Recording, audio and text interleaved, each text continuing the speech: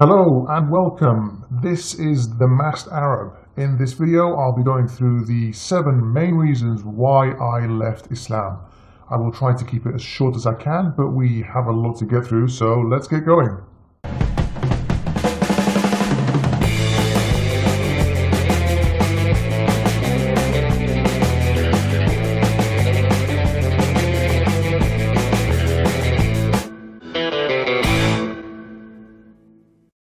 Before I start explaining them individually, let me quickly list the 7 reasons that made me realize Islam was just yet another man-made religion. And they are: Number 1, the Quran is not perfect and contains blatant scientific errors. Number 2, the Quran has contradictions as well as grammatical and historical errors. Number 3, the life and actions of Mohammed were not as perfect as I had been led to believe. Number 4, the Quran takes a lot of stories from the Bible that are absurd and totally lacking in historical evidence. Number 5, the pagan origins of belief. Number 6, the concept of divine justice is flawed. And number 7, the convenient timing of certain verses. To keep this video down to a reasonable length, I will only lightly touch on the reasons and not go into too much detail. I may choose to do a full video on some of these points at a later stage. If there's one topic you'd like me to touch on more in particular, let me know in the comments section below. Now, before I start, let me just quickly preempt the usual criticism and accusations from the apologists. I'm not going to believe what you say because you're just making it up. I realize you don't trust me, and being skeptical is a good thing, so I'll have my sources in the description below and you can check them for yourself. Well, anything you say is bound to be out of context. The Quran explicitly states several times that it's meant to be a clear book. Only on one occasion does it claim that some of its verses can be allegorical, but logically any allegorical verses would have to be specified as such, otherwise the whole book is pointless, as we wouldn't know whether anything that is being said is actually meant. I hate you, you stinky infidel. Oh, yeah, I'll give you that one. I keep getting sidetracked and I'm trying to keep it short anyway, so focus, man, focus! Okay, so reason 1. The Quran is not perfect and contains basic scientific errors. We all know, if we have any understanding of our reality, that the universe most likely began as a Big Bang. Now, some Muslim preachers will embarrassingly claim that this is foretold in the Quran 1400 years ago in this verse. It basically says that the earth and heavens were one and then split apart. Well, sorry, but that is nowhere near describing the Big Bang. For starters, Earth formed as a result of the universe coming into existence and could not have existed at the very beginning of the universe. Earth was only formed around 9 billion years after the Big Bang, so it was never there at the moment of the Big Bang. And if it was, the planet would have been incinerated in the face of such heat and force. Moving back to the point of scientific inaccuracy, the Quran repeatedly tells us in the clearest of terms that the Earth was created first before the heavens. Quran verse 229, He it is who created for you all that is in the earth, then turned he to the heaven, and fashioned it as 7 heavens, and he is knower of all things. Chapter 41 verses 9 to 12 also give us the same order, that the earth came before the heavens. The order here is absolutely wrong and irrational, but in line with what a desert Bedouin in the 7th century might have thought, and also generally in line with the teachings of the Torah, which got it wrong too. We can date stars using various techniques like measuring the beryllium content in the star's outer layers, and we have stars that are nearly as old as the universe itself, while we can also measure the Earth's age using isochron dating of lead isotopes and numerous other methods which all give us the same results. Also, looking at the verses in chapter 41, the verses 9 to 12, we find that it takes God at least twice as long to build Earth than it does for him to build everything else in our vast universe.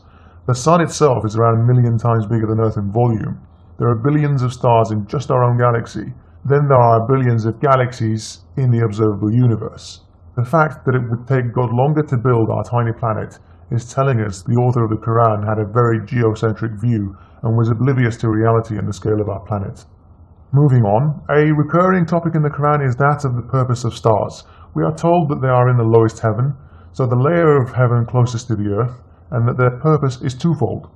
One is stars were created to be a decoration for the night sky, and the other is that they act as a form of protection for God and the angels, and what's called the High Council or exalted assembly in heaven, where God and the angels reside. The stars are pelted at devils trying to listen in to what's being said in the heavens. Now there are two main problems here beside the obvious absurdity and mythical nature of this story. The first is that shooting stars are not actually stars but meteors. And the second is these meteors burn in the layer of the atmosphere just above Earth called the mesosphere. That's between 50 and 85 kilometers above the surface of the Earth, and hardly anywhere near heaven if it's alleged to be outside the edge of the universe. It's clearly an ancient legend that tries to explain why they were shooting stars to primitive people who didn't understand the world around us. Now the list of these scientific errors is long, but I need to move on. Reason number 2. The Quran has contradictions as well as grammatical and historical errors. I initially believed the Quran didn't contain any serious contradictions, but I can now see that's clearly not the case. I've already mentioned 2 verses, and if you looked closely enough, you'll see that they contain a contradiction, but you might not have noticed, so let me quickly show you what it was. In chapter 21, verse 30, it says the earth and the heavens were together and then separated, while chapter 41, verse 11, says the earth and heavens were separate and then joined. Elsewhere, according to Islamic history, the first major battle the Muslims fought against the pagan Arabs were at the wells of Badr, around 130 kilometers southwest of Medina, not too far from the Red Sea. Muslims claimed their army defeated a far larger army, and Mohamed said this was due to a number of angels who came down to help them in battle. But how many angels helped the Muslims win the Battle of Badr? If we look at Surah Al-Anfal verse 9, it's 1,000. Whereas Surah Al-Imran verses 123 to 124 are clear that 3,000 angels helped the Muslims at Badr. Some apologists claim that the 3,000 angels were sent at the next battle of Uhud, but that makes no sense since the verses are clearly talking about Badr. It mentions the battle by name, and the Muslims also lost the Battle of Uhud, so 3 times as many angels didn't really help. Now, how long is Judgment Day? Well, it's either 50,000 years by our count or 1,000 years by our count. It depends really on which verse you're reading. Some apologists claim its duration changes depending on how good or bad you are, but nothing suggests that in the text of the Quran, and it seems to be a poor attempt at making sense of the discrepancy.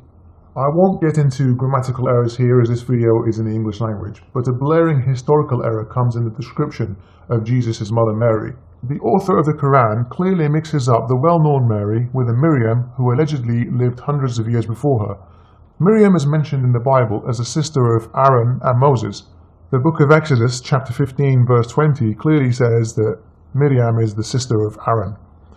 She's also mentioned as the daughter of Amram, and this is mentioned in 1 Chronicles 6:3. Now the Quran mentions the Virgin Mary with exactly the same relations as Miriam. That is just way too much of a coincidence and extremely strong evidence that the Quran's author made an error after mistaking Mary and Miriam as the same person. We see in Surah At-Tahrim, which is chapter 66, verse 12, Mary is referred to as the daughter of Imran, whilst in Surah Maryam, chapter 19, verse 28, she's referred to as a sister of Aaron. The author has clearly mistaken Miriam for Mary in the Bible and presented them as the same person in the Quran. On to reason 3, the life and actions of Mohammed.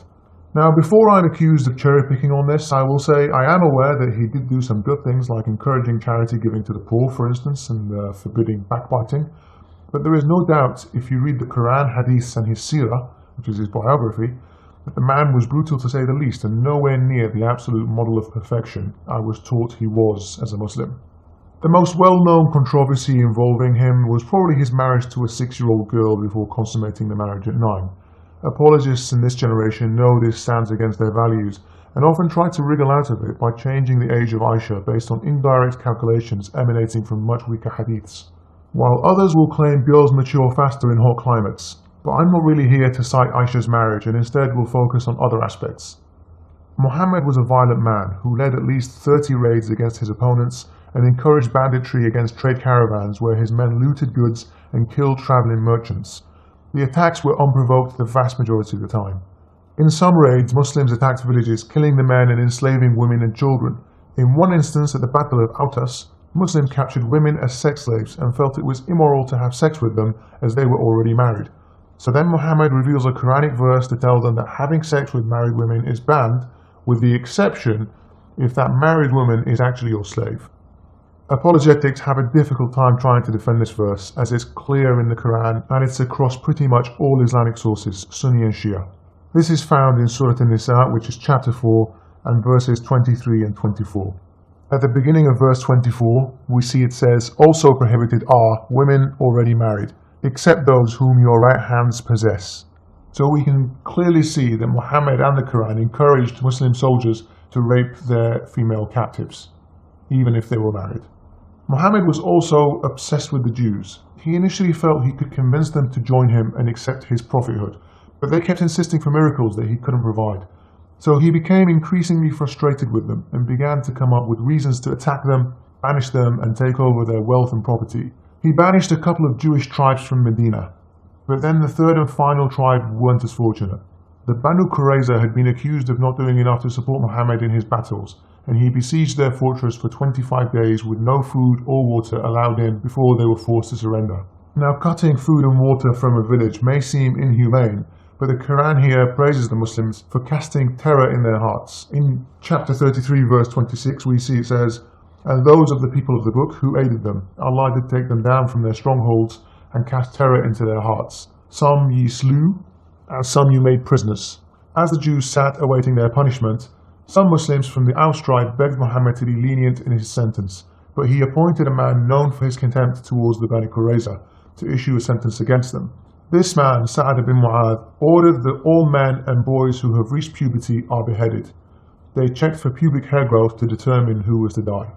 The women and children were to be enslaved by the Muslims and their property taken by Muslims. Muhammad even took a female slave called Rayhana on that day after murdering all the men of her tribe. One woman was also beheaded after she had allegedly insulted Muhammad. Estimates of people beheaded that day range from 600 to 900 people. I ask Muslims here to be honest with themselves. If they were on the receiving end of such barbarity, would they give the same excuses that they give now for this brutal massacre? Another example of extreme violence endorsed by Muhammad is given as the context behind verse 533. If we read the verse, it says, "The punishment of those who wage war against Allah and His Messenger and strive with might and main for mischief through the land is execution or crucifixion or the cutting off of hands and feet from opposite sides or exile from the land. That is their disgrace in this world and a heavy punishment is theirs in the hereafter." Now, many Muslims will always claim that this is out of context and it obviously means something else. So let's just take a look at the context. Let's see why this particular verse came down into the Quran. Now pay attention here, as this pretty much single-handedly proves that Muhammad himself was not a man of peace. One day, a group of people from Ukal and Urayna approached Muhammad and asked for help. He sent one of his companions with them, along with camels, and told them that they could drink camel milk and urine on their journey. Once they were far enough from Muhammad, the people killed the companion and stole the camels. However, Muhammad sent out for them and captured them. Then he personally committed one of the worst acts of violence imaginable. He chopped off their hands and feet, then gouged their eyes out before leaving them there to die in the desert a slow and painful death. This is absolutely outrageous and flies in the face of swift justice. I'm not saying murderers shouldn't be executed, but it was very arbitrary, with no attempt to differentiate between the person who killed the companion directly with his hands and the others who were with him, potentially accomplices. Why gouge out eyes and leave them to suffer slowly before dying? This story appears in many Islamic sources. I will link the main source in the description below. Reason number 4. The Quran takes many absurd and historically inaccurate stories from the Bible. For starters, there is no geological evidence around for a global flood like Noah's, even though there should be plenty of evidence for such a flood if it really happened. No historical evidence whatsoever that Jews were enslaved in Egypt at any time. No archaeological proof to suggest that they were lost in the desert for 40 years. Yet elements of this story appear quite a lot in the Quran. For instance, Noah's Ark has now been uncovered as a forgery of earlier flood myths. Here on YouTube, 43 Ali has a brilliant video on this that is well sourced and linked in the description below. Whilst you're there, I would highly recommend watching his video on the evolution of Jesus through the New Testament, tracing how his story starts off basic and simple and evolves into something that is larger than life generations after the alleged death of Jesus. There's a general misconception that Islam claims the previous scriptures like the Bible were corrupted. The Quran actually says Muhammad confirms what was sent before him and confirms the scriptures with the Jews and Christians during his time. Let's take a look now at Jacob. He is also known by the name Israel in both the Bible and the Quran. Let's take a look at where he gets this name. In Genesis 32, we are told Jacob physically wrestles with God during the night until dawn, Then God tried to escape Jacob's grip, but it was too strong, and Jacob said he wouldn't let him go unless he blessed him. God then blesses him and renames him Israel, which in Hebrew means he who prevails over God. Why on earth would the Quran use the name Israel to describe Jacob if this is the name's origin in the Bible? It either means Mohammed endorses the story or wasn't aware of the meaning of this name. Another bizarre story that is copied from the Bible is the story of Lot, where he hosts two angels in his home, and a homosexual mob demand Lot hand them over to be raped. Lot instead, being the good man he is, offers his two virgin daughters for the mob to rape instead. Luckily for the girls, the homosexual mob declined Lot's insane offer. This is mentioned in Genesis 19, but it's also mentioned twice in the Quran. Firstly in Surah Hud, chapter 11, verse 78, and also in Surah Al-Hijr, chapter 15, verse 71. Apologists here will claim that Lot offered his virgin daughters in marriage, but none of the scriptures say that. That's not a very good excuse either, as he knows they're gay rapists, not exactly people you'd want to give your girls to in marriage for a number of reasons. Besides, he only has two girls, and it's a large crowd. To quell the crowd's lust, the girls had to be shared, and not married to just one or two individuals from the crowd. Reason number 5. The pagan origins of belief. Islam seems to take a lot of what pagans used to believe. Let's remember that the Sumerian religion was likely the first organized religion in the region and possibly the entire world. They believed in the concept of 7 heavens and 7 earths. They had a superstition with the number 7 because of what they observed about the night sky, where 7 objects, namely the sun, moon and 5 inner planets of the solar system, all moved independently and were not fixed like the stars appear to be.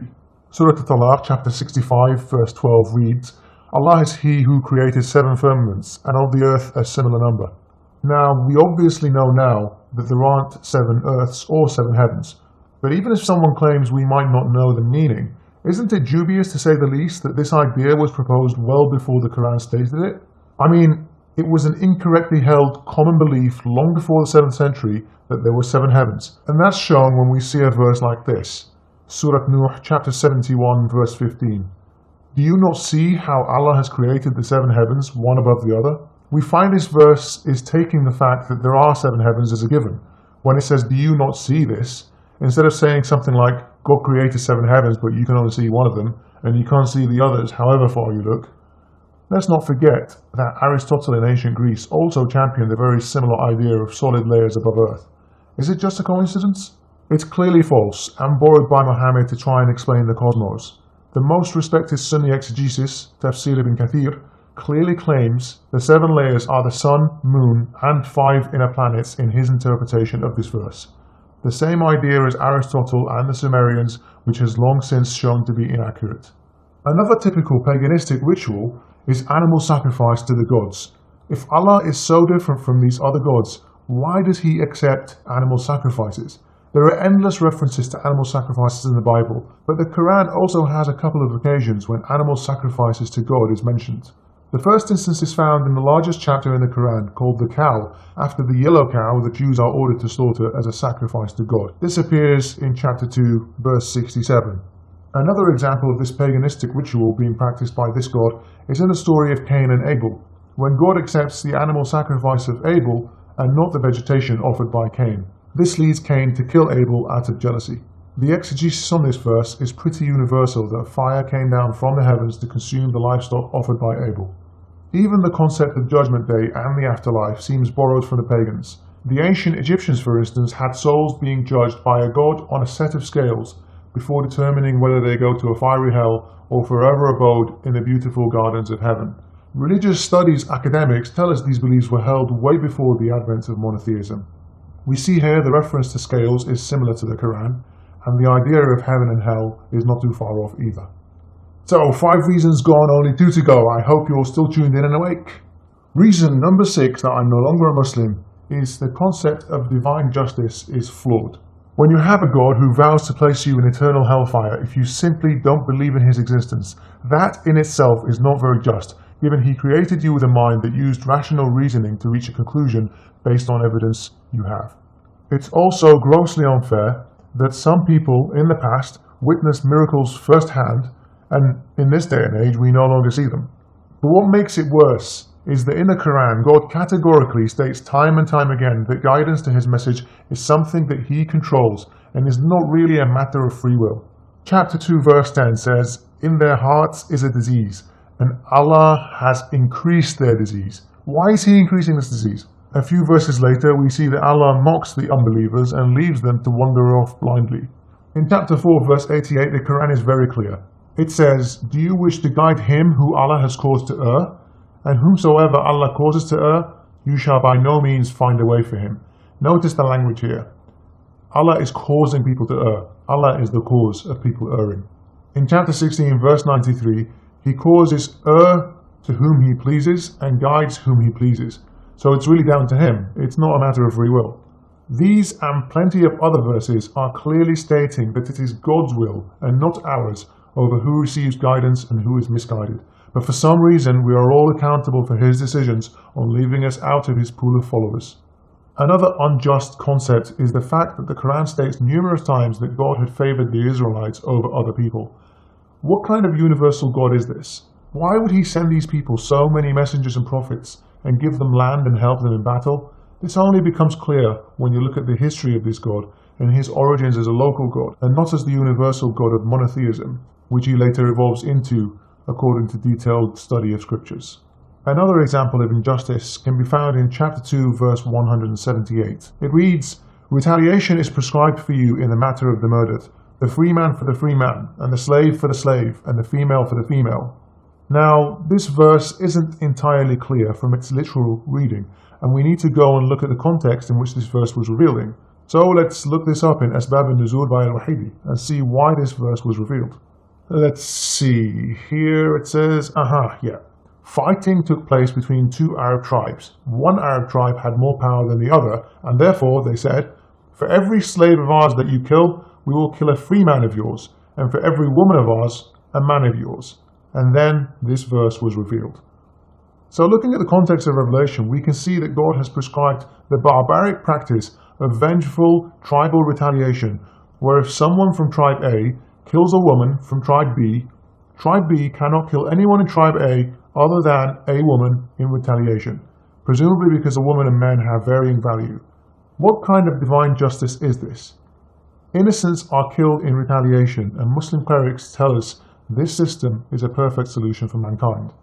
Moving on to another point of flawed justice. It just doesn't seem like it's a fair test. I mean, people of religion will tell you that everything is a test, and it's a test whether you're going to believe or not. And if you don't believe, you fail the test and you will be punished in the hereafter. So, how fair is this?